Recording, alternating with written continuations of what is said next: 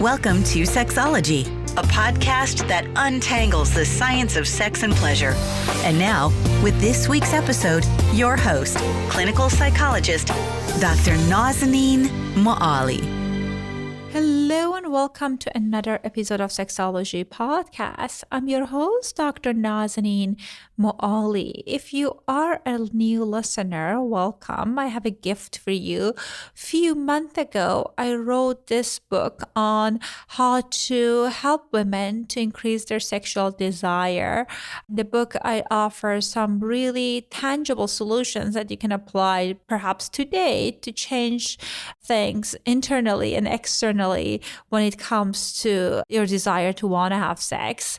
The link is in the show notes and the book is completely free. It's my gift to you. Today we're tackling some of the questions that you guys have sent us. One of the common questions that I get is that how important is sex in a relationship? At times I hear from my listeners that people are asking how often they need to have sex in order to have a healthy sex life. And more importantly, many people are curious to hear that can a sexless relationship survive? These are some of the questions that we're addressing in our episodes today. Our wonderful guest today is August McLaughlin. She's a nationally recognized journalist, media personality, author of Girl Boner, and host and producer of the podcast Girl Boner Radio, which has been compared to Sex and City meets NPR's Fresh Air. Her articles and expertise has been featured in the range of publications. You can find her full bio and link to her website in the show notes. Without further ado, here's my conversation with August McLaughlin. Hello and welcome to another episode of Sexology Podcast. I'm honored and excited to have August McLaughlin on our show. August, welcome to our show. Did I say your last name correctly? I believe you did. It's McLaughlin. That was perfect. Thank you. Guys, I practiced it 10 seconds ago. It shows. I appreciate that. Well, welcome. I'm very excited about our conversation. I know that sometimes when people are starting their journey of rediscovering their sexuality and they are in a relationship that their partner is not necessarily on board with whether being sexual or it's been a while, I always get this question of how important is having a sexual connection with partners in long-term relationship? It's a big question, isn't it? It's a very common theme. And I think it's something that most anyone who's in a relationship for an extended period of time, they're going to go through a period where maybe you have mismatched desire, where one person is more inclined towards sex than the other, or you're both just really feeling maybe stressed out, or you kind of fall into a routine where you're very comfortable and you have that security with each other emotionally, but it's easy to kind of fall away from that sexual connection. And it can feel like work. By thinking about, I like my partner, we're kind of good co-parents together, but it feels like an effort to change things sexually, and perhaps people kind of like tried in the past and wasn't successful. So tell us, is it important? Is it essential for a sexual part of the relationship to be fixed in order to have satisfying relationships? I think it varies so much depending on the individuals and the relationship. So I think it's very important that we know about ourselves. What does sex mean to us?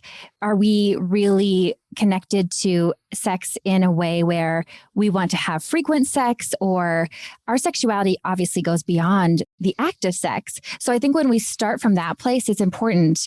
And once you're in a relationship, I think it's really important to know where you both stand. What is your sexual value system?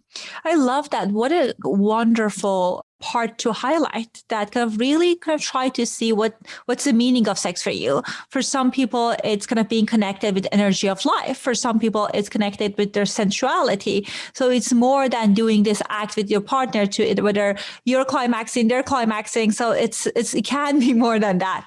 Absolutely. And when we think about sex, people have so many different definitions about that activity. Some people think it is only intercourse and penetrative sex. Some people consider cuddling and making out sex. Some people, it has to be orgasmic. Some people, they consider masturbation sex. Some people don't. So I find that really fascinating how we all have these different meanings. And when we explore those ideas, I think it really opens up a lot of opportunity. And to your point about it feeling like work, that's true. It takes effort, right? And I think that sometimes we have this idea that sex is not sexy if it takes effort. Like it has to be spontaneous and it has to be this magical, whimsical thing. And it certainly can be. But I think making those efforts is actually showing that you really care about yourself and about your partner. I love that. And I think I tell clients that, having a satisfying sexual experience as in a long-term relationship, it's a privilege. It's not a right. So you have to invest time in it. You have to invest time in your own well-being, in your relationship, if you want to have satisfying sex lives. Because there are so many people out there that they're married, but they're like roommates. So they don't have the good sexual connection and they're not happy with it. But because they haven't addressed it for decades, now they feel it's kind of late to work on it. So you talked about sexual values. Tell us more about that. What are some of the ways that we can discover our values? Oh, I love that question. I think reflection is very important, self-reflection, and journaling can be a wonderful tool for that. I love journaling because it allows you to freely express your thoughts without fear of what other people are going to think. And I think because so many of us carry some shame when we are feeling those feelings, we feel like we should be more sexual, or why does my partner not feel the same way that I do? So really expressing in some way. If you're not someone who enjoys writing, talking about it, talking to an expert such as yourself would be, I think, hugely powerful. And then really having those conversations with your partner, if you have one, and knowing that that's an ongoing thing, not making it into like one heated discussion where everyone's nervous and it's very tense and awkward. I feel a little awkward when you first bring it up, but I'm sure the intimacy builds from that vulnerability. Absolutely. And I think it's important to address it because sometimes people think, if I don't bring it up, hopefully magically that will get resolved. But I haven't seen that be a case for majority of people. Maybe if you guys had a couple of weeks of kind of being off, like it can get resolved on its own. But most of the time it requires to have a good communication skills.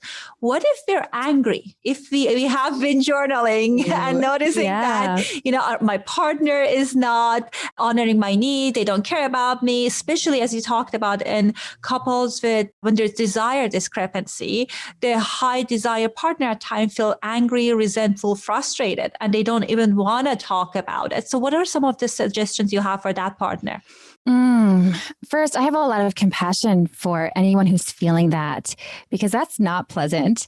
And feeling angry, feeling bitter, feeling resentful, I think those are really signs and opportunities to dig deeper, because I don't find those to be the surface or beyond the surface. Like, I feel like that's just a sign of something underlying that's probably a bigger deal. So for example, if you resent your partner and you're angry because they aren't initiating sex and they don't know that you've been longing for them to, you can't really blame them for that.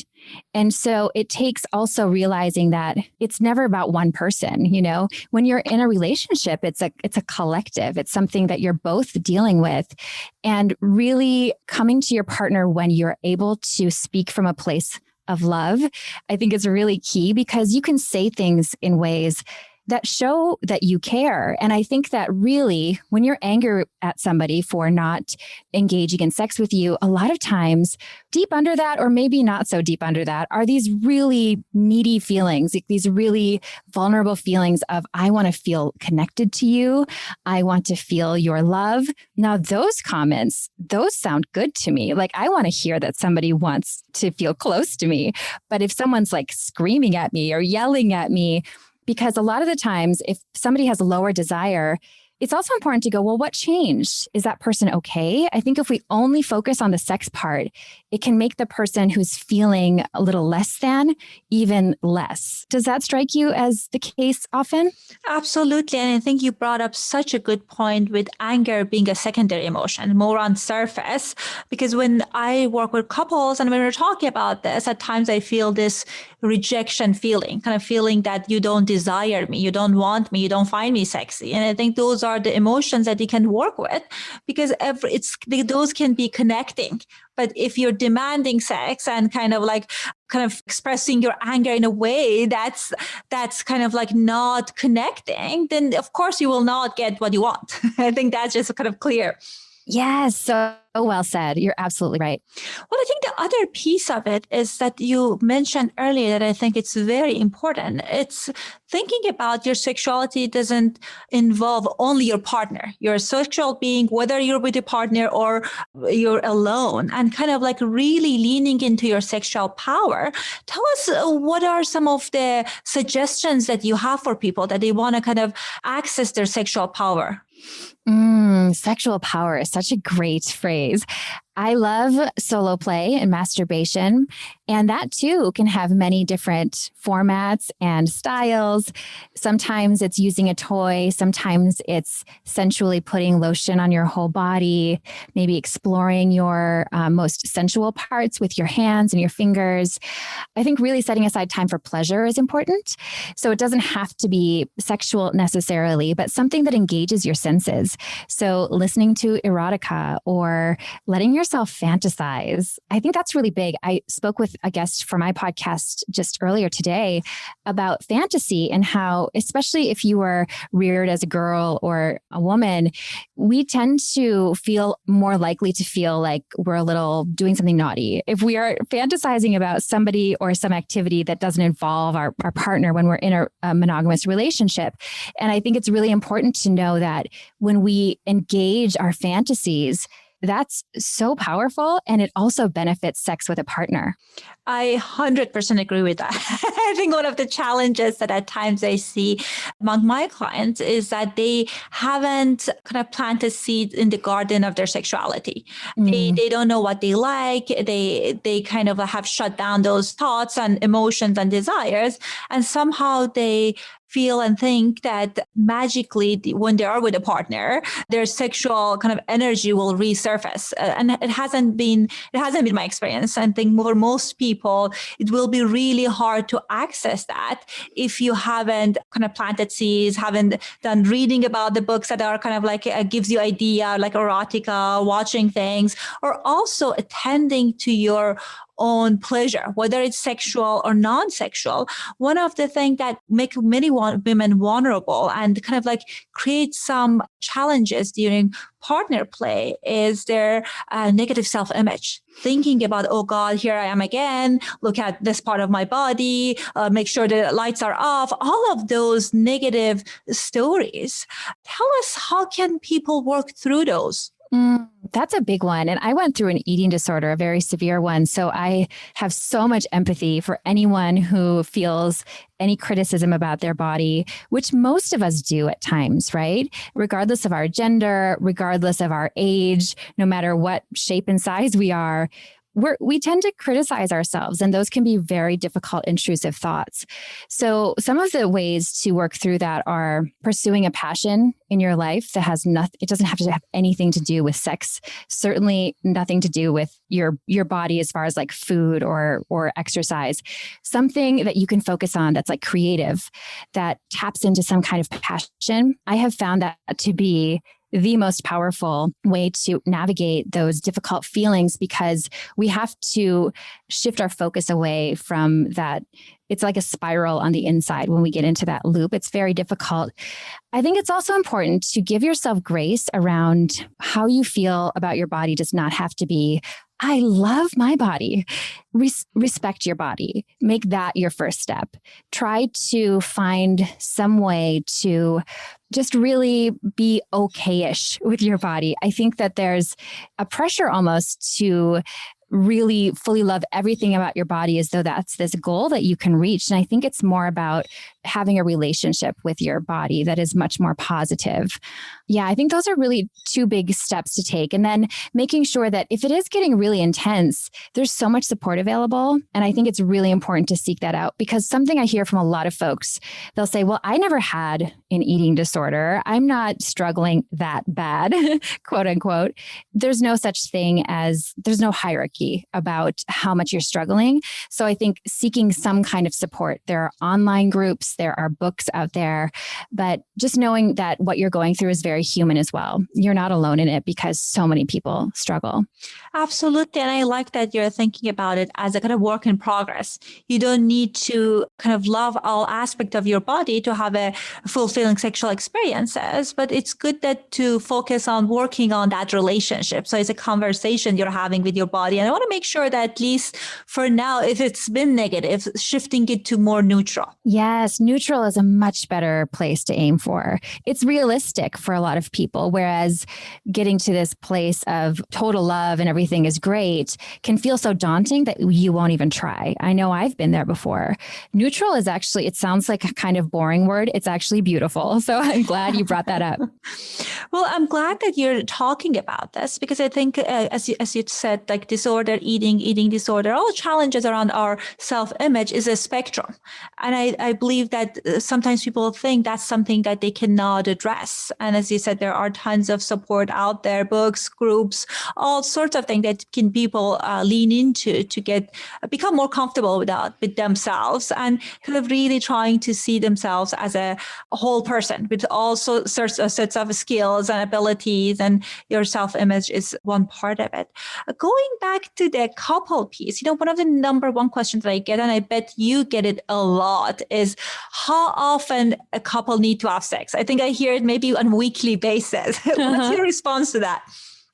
Oh, goodness. It's always a not very exciting response, which is there is no normal. There is no average. There is no normal. It's really about, I think the most important thing is quality, connection, and novelty is more important than frequency, bringing something in that fuels that fire. But some couples, they want to have sex every day. Some it's once a month. Some it's this incredible sexual adventure every 5 or 6 weeks. And then maybe they masturbate in between. It is all normal. How do you respond to that? The same. And I say, I feel people get disappointed because they feel if I say, I don't know, twice per week, that's a kind of benchmark that they can work Exactly. toward, or give them permission to relax. But you're absolutely right about that. Kind of going back to your sexual values. What does it mean to you? Is it about connection? Is it about adventure? Is it about kind of exploring your sensuality and where your partner is? I think those are kind of really good tools, kind of the hallmarks that you can use to see where you are with the answer in response to this answer to this question. But I think the other piece of it is kind of really kind of thinking about, if we are far from it, what can I do to make sure my needs are getting met? And I think part of it is having a conversation with your partner. And the other part could be maybe in between, I can engage in masturbation. And that can be a wonderful, exciting thing, because sometimes, especially in my clients that are kind of female bodied, they're telling me that they feel masturbation is less than, or it's not good enough, or it says that they're not desirable. So I think those stories can create some challenges for individuals. Absolutely. You're so right. I think masturbation is an incredible tool and practice when we are in relationships, as well as when we are not. I was a late bloomer in the masturbation department, and I've become incredibly passionate about it. I didn't start masturbating until I was in a long-term relationship past my 20s. I actually had just turned 30 the first time I masturbated to orgasm, and it completely changed my life. And it is by far the most helpful way for me to have better sex with a partner. So I love that idea of really deciding, what are some of these ways I can have this wonderful sex life, no matter how often I'm engaging with a partner. And I think another really good question to ask ourselves is, what is it that we want from the sex? People have sex so that they can fall asleep. People have sex so that they can feel close to a partner. People have sex because they have a headache. There's so many reasons. So there are also then so many ways to address those needs. There is no one singular, it's not just I need to have penetrative sex this many times. It's what do I need to accomplish? Like, what am I trying to experience? Because if it's connection with a partner, that's not going to come necessarily from masturbation. You could work them into a fantasy or something like that. But it might be that cuddling would suffice for you. So really exploring those topics with yourself and then, as you mentioned, with your partner seems really important. I agree with you. And I think the other piece of it is at times the other partner feels betrayed when they learn that their partner is masturbating, because in their mind is that my partner is not interested in me. But I love that you kind of brought up this wonderful point of people masturbating for a number of different reasons. Maybe they just want to masturbate for 5 minutes to be able to fall asleep. And like 5 minutes kind of like sexual play with partner might not be available to them most of the nights, or the desire might not be there. Or for some people is a kind of anxiety management tool. So maybe at work, they're masturbating after kind of like, going to a meeting because they want to feel better, obviously, safely, not exposing anyone. Yes, to that. Exactly. Private activity. Yes. Private activity, private room. But I think those are kind of important thing to keep in mind, that necessarily masturbating and masturbating thoughts and masturbation doesn't mean that your partner is interested in someone else. Absolutely. Yeah, that's huge. And for me, I'm in a place now where I'm like, I want a partner who masturbates. I want them to know their body. I want them to have pleasure. And so really, I had to grow to that place though, because I grew up with messages that masturbation was wrong for anybody. But some people couldn't help it, is what I was taught. So I think really delving into those ideas you have, like, where did you get these ideas about masturbation? It's a very natural activity. And for most people, it's their first sexual activity. A lot of kids explore very, very young. So why does it feel so threatening to you? Those are, again, those tender emotions where there's probably a lot of potential for growth. Absolutely. And I think if your partner bringing it up to you, I feel it's important to be honest about it. And I think at times this is what I see in more heterosexual couple, that when the female partner discover that the male partner is masturbating, they confront the partner and the partner makes promises to not do it. And how, like, it's, if that's something that you've done for decades, how likely that you will keep that promise. So I think that can create space for a feeling of betrayal, frustration, dishonesty. I think the other part could be kind of talking about what's the purpose it serves and talking about kind of negotiating what works for each party.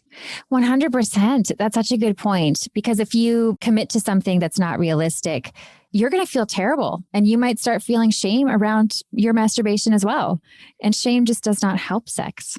Absolutely. And what's interesting, at times I get calls for porn addiction treatment. And when the couples are in my office, we figure out that there is no out of control kind of like sexual behavior around watching porn. It's just a matter of the value discrepancy. Like the one of the partner doesn't like the other party watching porn and masturbating. They label it as porn addiction. And because the other party feels so shamed around this behavior, they're taking on that label. So that can make things very complicated. Yeah. When we pathologize natural activities, like, it's one thing to have a compulsion that's taking over your life. And it's another thing to watch porn every night because it's helpful for you to masturbate to, and then you can fall asleep. That's not an addiction. That's just a habit. It's a ritual. It's a self-care practice, really. Mm-hmm. And I know I've heard from a lot of people who have different definitions of monogamy, and some people don't think that porn fits into that. So some of it's value system and some of it's really trying to, I think, delve into those messages. And again, why do I feel this way? Because I remember feeling very threatened by porn early on. And I'm not in that place anymore. But again, when we learn so many negative things about it, it's very difficult. So I really feel for people who feel hurt by that. That's a very real emotion. But it's not actually, as you're saying, it's not about that person's behavior. It's really about these really mixed and harmful messages that were put upon you. I love that. I think the big part of it, we're taking on these messages that pass through generation of what's the meaning of a person watching sexual entertainment. And it's mind-blowing to me, because the kind of this sexual entertainment industry been there for centuries. And people are still kind of thinking about, okay, is there a way that we can kind of like ban it? We're talking about kind of pathologizing and all of that, while it could be very natural part of one's exploring sexual wellness if they are thoughtful about it and they make sure that the thing that they're supporting, the entertainments that they're supporting, is aligned with the values that they have. So I think the other piece of it is that people at times question about the value of kind of pushing themselves, leaning into doing more sexual activity with their partner. Are there any benefits for couples that are sexual on a regular basis with each other? To kind of get your partner to have sex more often, you mean? Right. Like if there's the couples that I think they're curious that, okay, maybe it might worth our time and attention if we're investing in this, but we're not sure if the return of investment will be worth it. Totally. I think that if you and your partner are both in a place of, we aren't having sex very often, I want to have a better sex life, I think that's a beautiful place to start prioritizing it more. And that's very beneficial. I think whenever we, develop that connection or increase that connection, everything improves. We end up, I think, feeling less stressed out. We feel less agitated in our lives. It extends far beyond the bedroom and far beyond sex. So I think the beginning part can feel a little daunting because you're making a change. And again, it's work. As you said, like, oh, this feels like homework. This doesn't feel like the sex where all our hormones were ranging when we just met and we wanted to just rip off each other's clothes. And now we have kids, or we have busy jobs, and we have all these things going on. But the beautiful thing is, I think it really can shift pretty quickly, or start to shift, where you put it on the calendar, you schedule it the way you would schedule a vacation. When we schedule vacation, we're excited about it. We have something to look forward to. We might have some butterflies. Maybe we're going somewhere we never went before. We have to deal with a lot of logistics. But once you're there, then you get the beautiful sunset on the beach. Then you get that really romantic time. So I think making it a priority is a beautiful thing. And I think getting clear on what your goals are is important as well. I agree with that, because sometimes people kind of feel that if it's schedule, then it shows that we're no longer into each other. But I think the reality of life is right now for most people that if it's not scheduled, you will not have time to do it. And I think the other piece of it is for many women, they kind of think about their desire needs to be something that's kind of like spontaneous, that my partner is like Saturday night, or we're excited. I have to kind of have this burning desire of I want to have sex. But as we know that for many women, it's they have responsive model of desire. After you're engaging in foreplay, after you're kind of spending some sensual quality time with your partner, then perhaps that's the time that the arousal can show up. But it's not going to be spontaneous no matter how long you're waiting. Yeah. If there's pressure on you to be turned on at 6 p.m., I mean, that's kind of a lot of pressure if you're busy all day. And that's another reason that I think it's so important to tap into our own sexuality as part of our life force energy, like during the day, really thinking about fantasizing. I like to masturbate before sex. If I'm like really tense and I've been really busy, but I'm like, I want to have sex with my partner, and I want to feel like I'm really there, I will play with myself and I'll pull out a toy, and I love that. And I love it when a partner walks in the room when I'm doing that. I think it just to me is like, I know how to rev my own engine. So why not rev it so that there isn't that pressure? So anyone who feels like they have to be turned on command, turn yourself on first. I love that. And kind of taking this ownership of this is something I can do to my body. I can turn on my body and I know how it works. This can be very, very empowering for especially many women. I'm curious then, do you recommend people to reach orgasm if they're exploring that, or they're starting the foreplay with kind of doing the masturbation? Oh, I think either can work. However, I like building up the anticipation so much that it's almost like the edging or orgasm control, where you're just so turned on that then you can carry that on with a partner. If you're somebody who's really into multiple orgasms or wants to, or if you tend to come very quickly and you have more of a refractory period, then you may want to masturbate, take a break, and then come back in. So it depends on you. But I would say in general, if it's the case where you're trying to be turned on specifically because you want to have wonderful sex with a partner, then save the really, save the prizes. Not that there's a contest or anything, but save the really exciting stuff to have it when you were hoping to have it. Well, I'm sure the partner would appreciate it in so many different levels, right? The visual of the partners to kind of preparing themselves for this. And at times there are, as you know, that there is a arousal gap between men and women. And then with kind of like starting the process that you can kind of close the arousal gap. So I think it can be very powerful. And I like that you're inviting our listeners to almost create this sexual health plan for themselves. That what can I do with my partner and without my partner to make sure I'm reaching my kind of sexual potential that I want to reach. What else do you think it would be useful for them to put on that plan? Oh, I love this, a sexual health plan. So one of them is the step I mentioned earlier, prioritizing pleasure of any kind. Using a quality lube is really important, having great lubricants around. I recently debunked some really common sex habits that aren't very healthy for one of my podcast episodes. And the one I've been hearing the most feedback on is that people were using saliva as lube. And that's not ideal. I get why folks do it, right? It's there, it's natural, like it's part of the body. So why not? It's very convenient, but it can cause dryness. It can, it's just, you can end up transmitting STIs. There's a lot of friction that can happen. So you really want to have like a good quality lube based on what your activities are. And then I would say, prioritizing solo play. It doesn't matter if you have a partner or not. I think remembering that your sexuality is your own first is really important, because especially if there's a discrepancy in desire, there becomes that sort of shame conversation with yourself. And it's really, there's nothing, there is no like measure you need to meet. There's no grading system. Trying to nurture that connectivity with you is so important.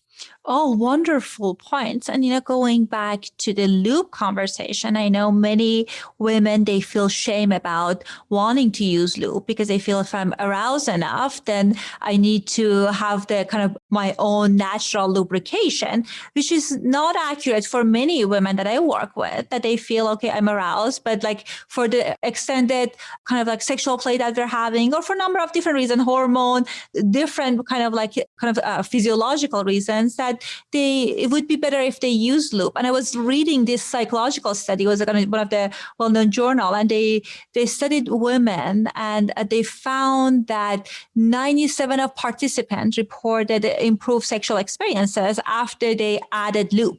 So I think even if you have a good lubrication to your body, that there's nothing in most of the cases wrong with adding lubricant. And I think the other part is like sometimes when you're using toys, I think it's important to make sure that you're using lubricant. So I think those are really important things for people to consider.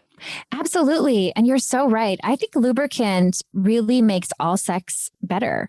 So there was a time where people thought, they were even marketed as health aids for people who had particular conditions, but even taking like cold medicine causes dryness. There's so many things that can change your hormones change throughout the month. If you menstruate, you're not going to have the same wetness all month long, and one of the byproducts of having so much porn, which again is neutral in and of itself. There's nothing wrong with porn. A lot of people benefit from it. If you're watching porn where they're showing a lot of fluids flying around and people are squirting everywhere, that's part of the performance. That's their art. That's for the cameras. You don't have to be like, Niagara Falls to be like a normal functioning sexual being. I love that. And I think it's a challenge for many people that they get their sex education from sexual entertainment material. But that's why I think it's important for people to gather good sexual education and kind of read about the different kind of research findings and also around kind of like aspect of their sexuality that they want to explore. On that note, I know you have wonderful resources on your websites, and I know you have your wonderful podcast. So tell us more about that. Thank you. Yeah. So I host a podcast called Girl Boner Radio, and I explore all different kinds of topics. I do a lot of storytelling with people about their real lived experiences. And I'm a journalist. So I weave in lots of, I have a true story series called Oh My God, Sex and Dating Stories.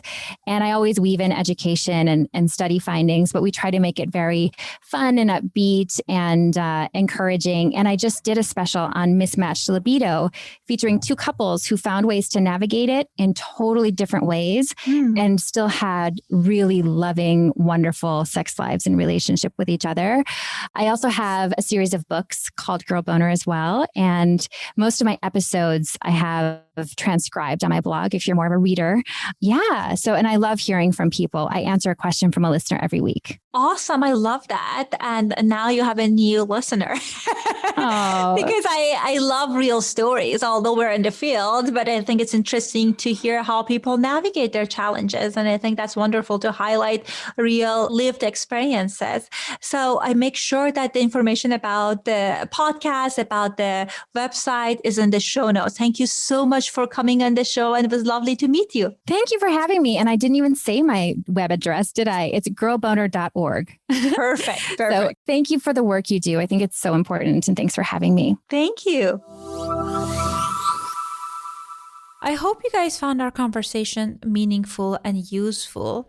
It's my experience when I work with couples that as long as there is a willingness from both parties to improve their sexual relationship, there's always a solution.